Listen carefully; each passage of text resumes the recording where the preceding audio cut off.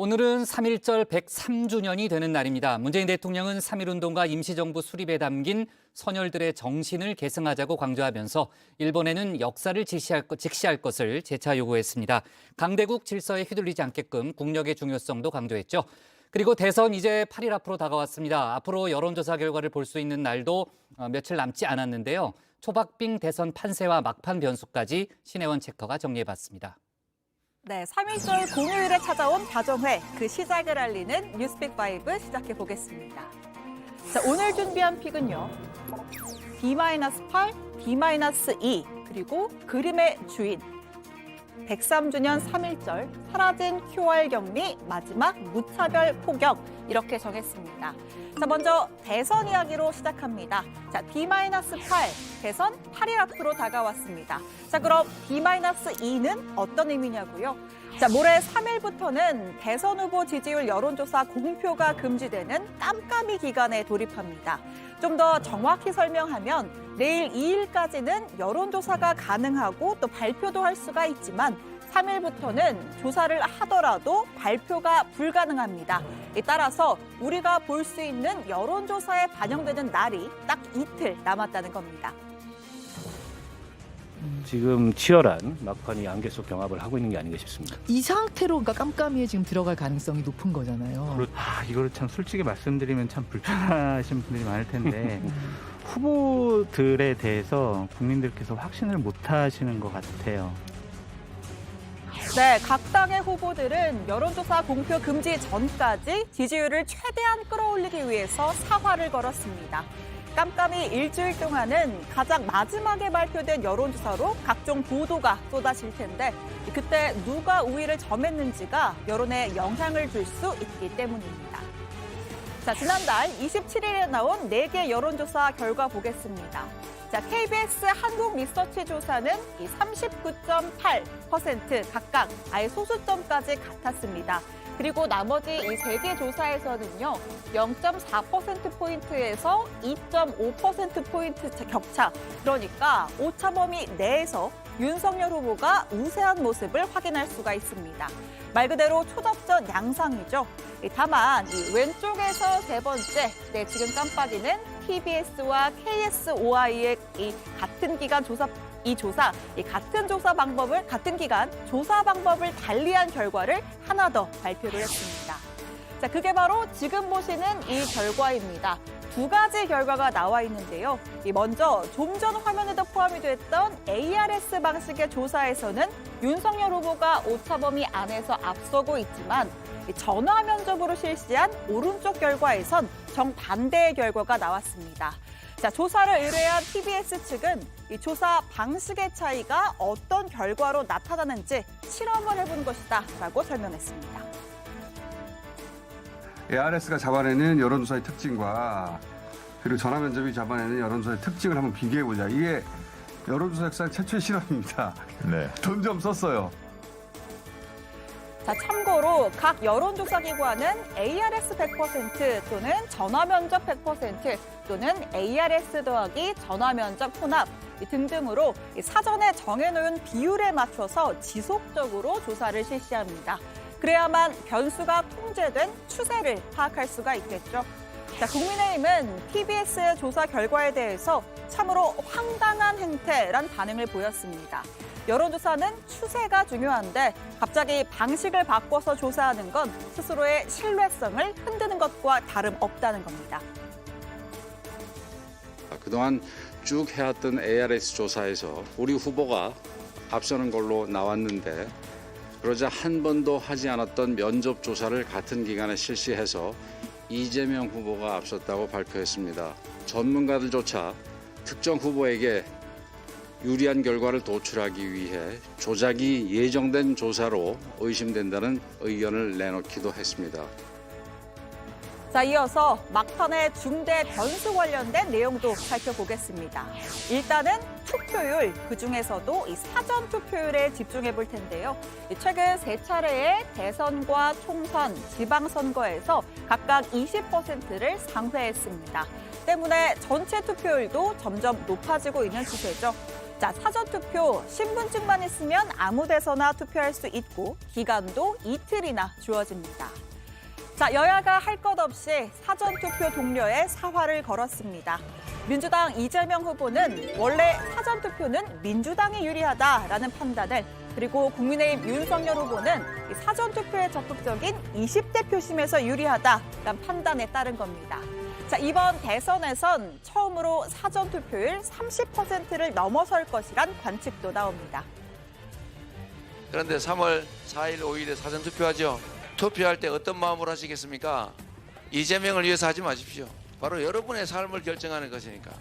사전투표 반드시 해 주셔야 됩니다. 집에 앉아서 투표 안 하면 이런 부패하고 무도한 세력이 나라 주인 행사하게 방치하는 겁니다, 여러분.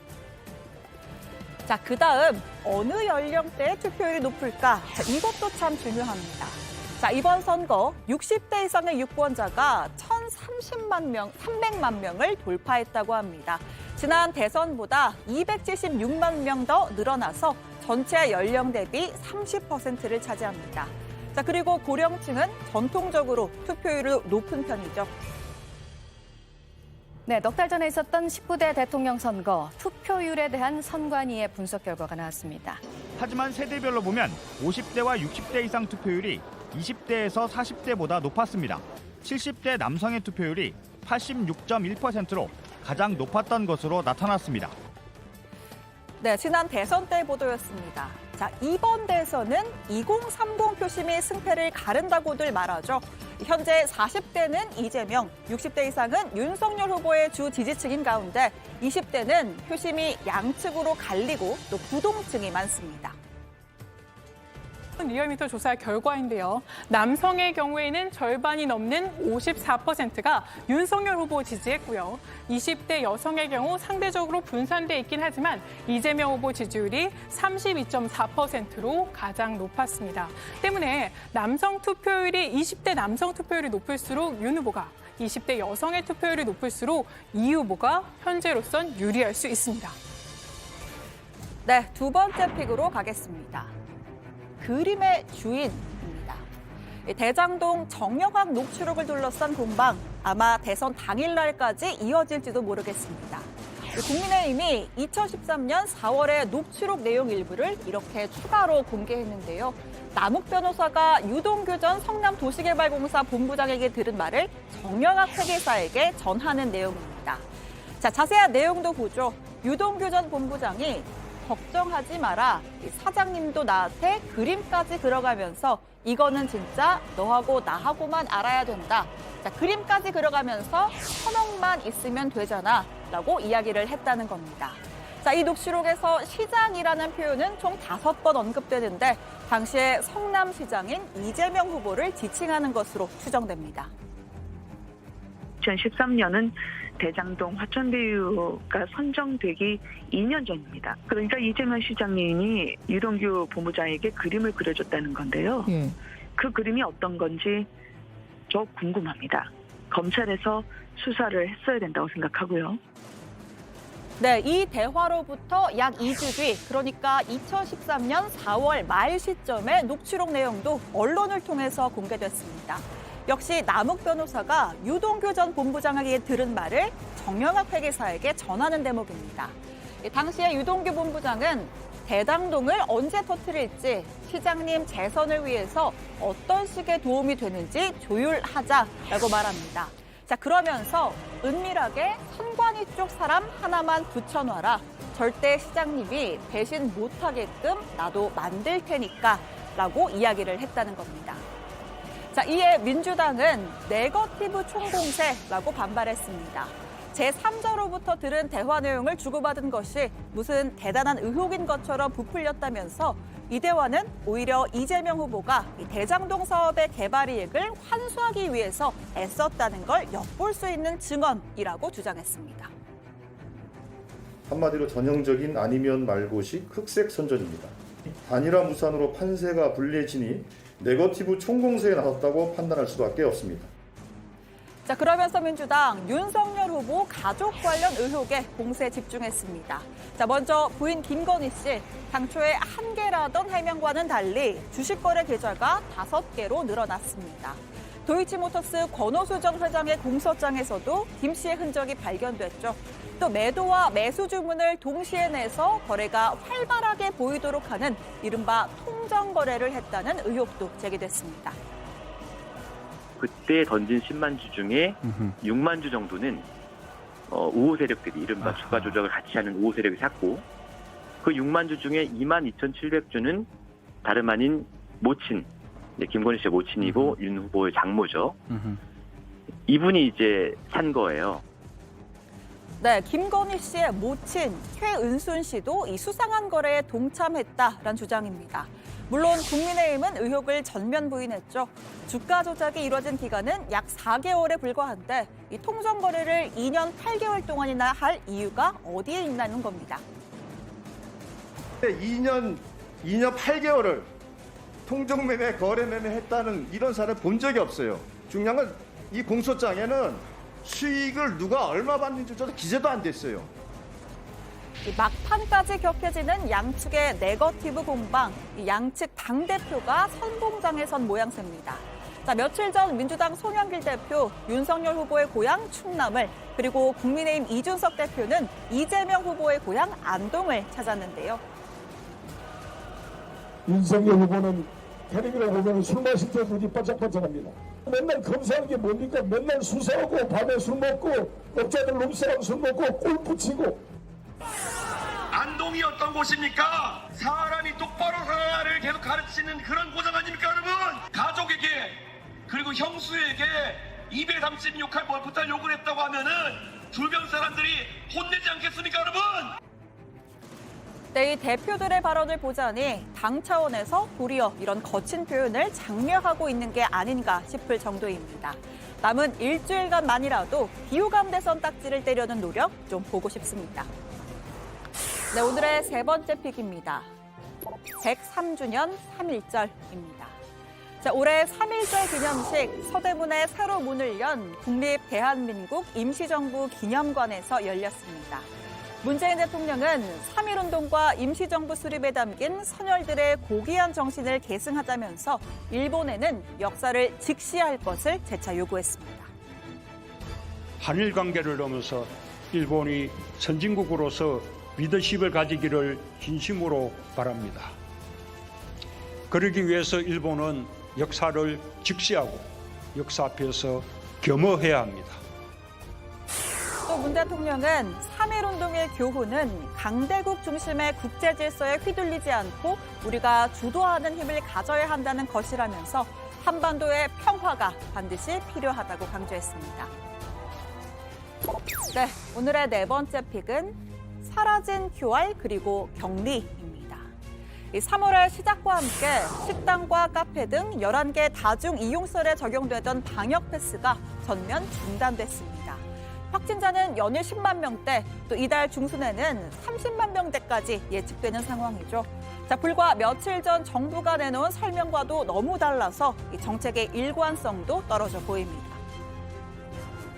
한편으로는 가장 위험도가 높은 지역이 사실 식당, 카페가 되겠습니다. 전국적으로 중단할 계획은 없다는 말씀을 드립니다. 방역 패스 적용을 중단합니다. 이에 따라서 QR 확인 등의 절차도 모두 없어지게 되겠습니다. 자, 현재 재택치료 환자 80만 명에 육박합니다.